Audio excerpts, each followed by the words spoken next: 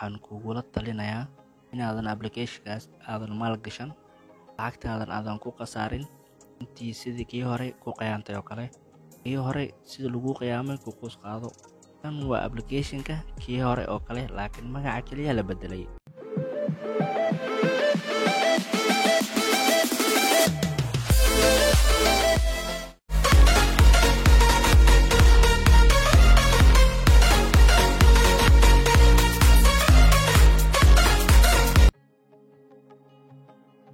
السلام عليكم داودال قصور هذا مقعي ويوما كيسي كنا كاتاونا سانا والعقمال سورة ما انت عشر كانوا حوقات دونا قابك عصب مرمها وريكي مقالة كاسو لو مقعاوه اساس إذا تدوكتينا في هوري اللو مقعاوي جري في جون ستايل من الحوق لنا قصتي مقالك انت قدها اوكدن وحانك عصا دونا انا مقالك لايك ريسو انا كاتاوك عصب تانا سبسكرايب سار ادي ادو المعصنتا إذا تدوكتين با وحامركي هوري صوبحي app lagu magacaabo John Style, kaasoo in badan Soomaalida iyo ajaanibta u khasaareen lacag aad u badan.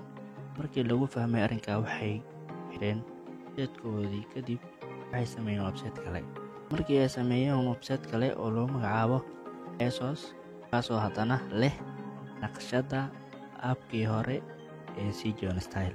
Website-kan cusub waxaa la sameeyay 19 January 2022 January 2022. website-kan aad arkaysaan malahan wax damaanad ah oo SSL certificate trusted ma laha, xogtaada si fudud ayay ku jabsan karaan. SSL certificate trusted midka ay hadda isticmaalayaan waa mid fake ah.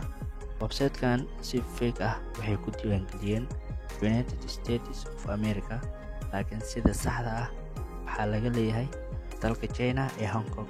website-kan aaminaadiisa dunida waxaa lagu qiyaasay 100%, waana qiimaha ugu hooseeya. waa riski aad u sareeya 99% oo laga yaabo in hantidaada la bixi kari weydo markaad gaarto lacagtii aad shaqaysatay la bixi kari weydo. dadkan waa sidii kii hore John Style, laakiin waa dadkii ka shaqaynayay balse magacii kaliya soo bedeshtay. dadka badanaa ma arkaan inuu yahay isla nashqadii kii hore lagu qiyaamay. waxaad arkaysaa kan kasoo qaad kan ugeey inuu yahay. waxaan kugu tali doonaa inaad muuqaalka like garayso si uu dad badan u gaaro, diina share garay. aad iyo aad u mahadsantahay.